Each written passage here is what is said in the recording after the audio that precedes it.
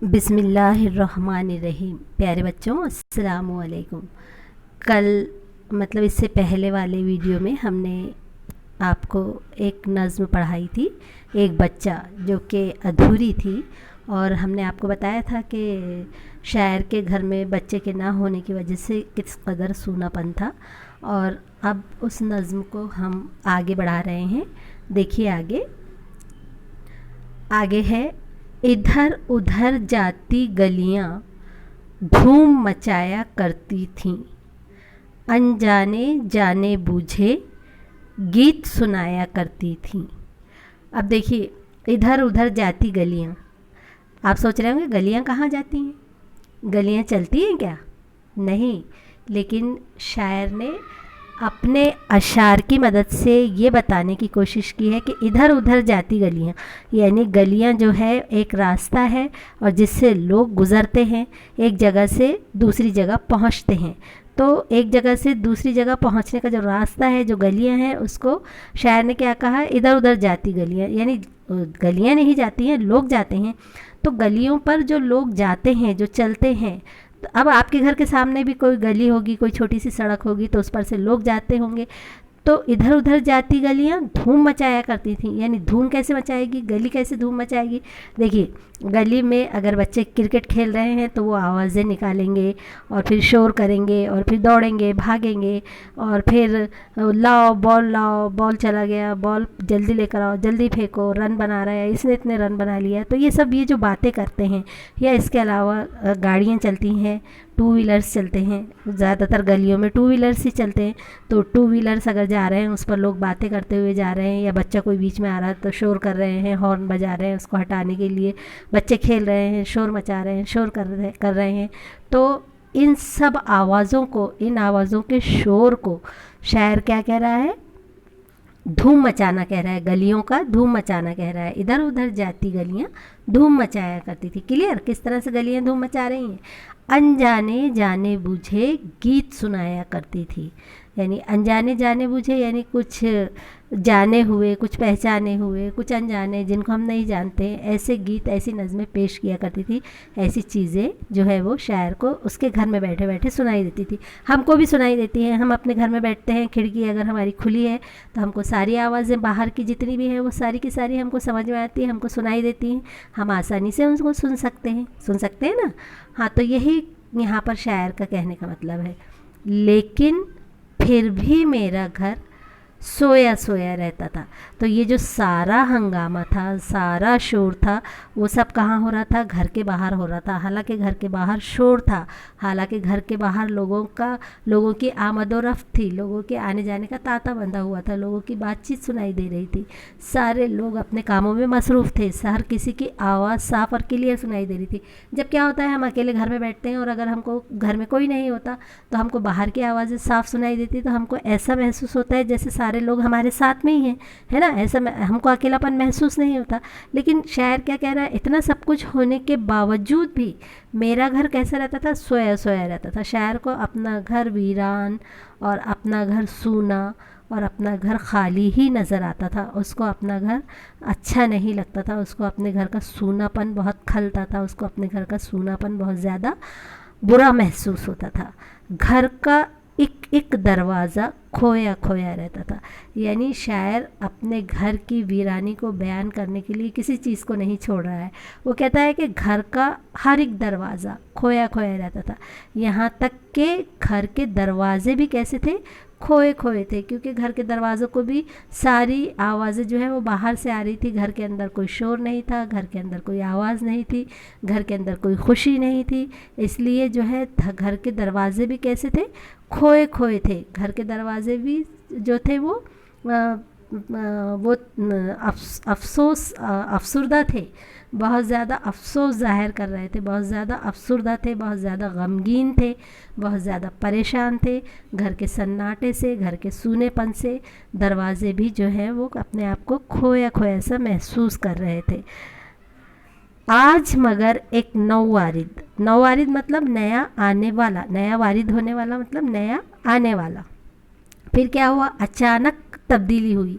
आज मगर एक नौवारिद बच्चे का रोना सुनकर, चौंक पड़े दीवारों दर, जाग उठा है मेरा घर। अब क्या हुआ कि एक दिन अचानक एक बच्चे के रोने की आवाज़ शायर के घर से आने लगी, यानी शायर के घर में एक बच्चे की आमद हुई। एक नन्हे मुन्ने बच्चे की आमद जब शायर के घर में हुई और उसने रोना शुरू किया, उसने चिल्लाना शुरू किया, तो उस नववारिद बच्चे, उस नए आने वाले बच्चे की आवाज़ें सुनकर घर का जो सूनापन था वो सारा सूनापन दूर हो गया।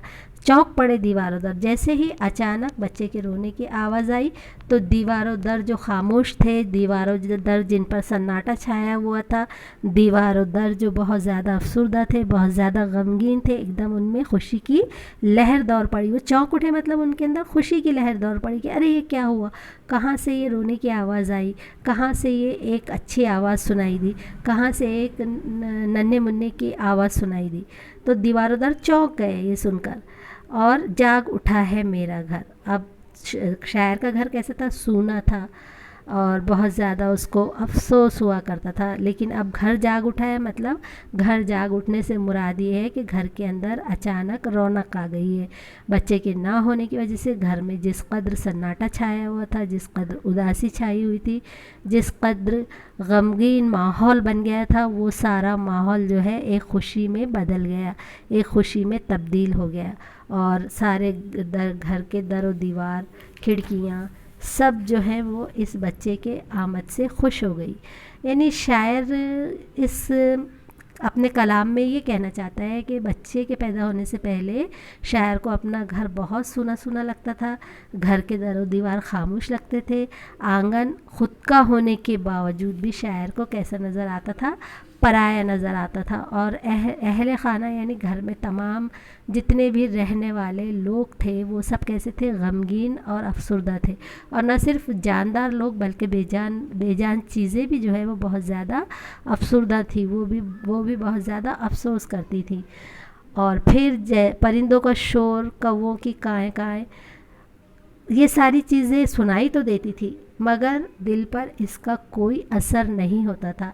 इन सारी आवाज़ों को सुनकर दिल खुश नहीं होता था। गली कूचों में जो शोर पुकार होती थी, जो आवाज़ें शायर को बाहर से सुनाई देती थी, उनका भी शायर के दिल पर कोई असर नहीं होता था, बल्कि शायर का दिल जो है वो वीरान, परेशान और गमगीन ही रहता था।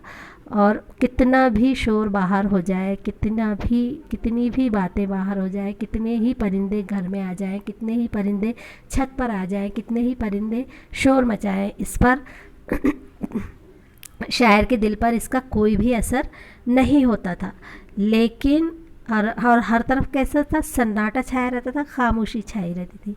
लेकिन बच्चे के पैदा होते ही शायर के घर में बहुत खुशी की लहर दौड़ गई, एकदम रौनकें आ गई और शायर जो है वो बहुत ज़्यादा खुश हो गया।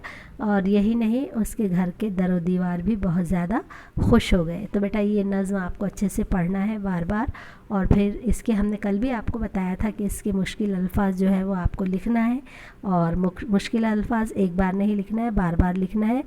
देख कर लिखिए, जैसे नवारिद है, चौंक पड़ना है, जाग उठना है, इसके अलावा गलियां है, और धूम मचाना है, अनजाने हैं, गीत है, ये सारे अल्फाज आप बार बार लिखिए। और फिर आप उसको 5-6 मरतबा जब लिख लेंगे तो फिर इसको बिना देखे लिखने की कोशिश कीजिए, क्योंकि जो आप पेपर लिखेंगे तो बिना देखे ही आपको पेपर लिखना होता है। आप देखकर तो पेपर करते नहीं हैं।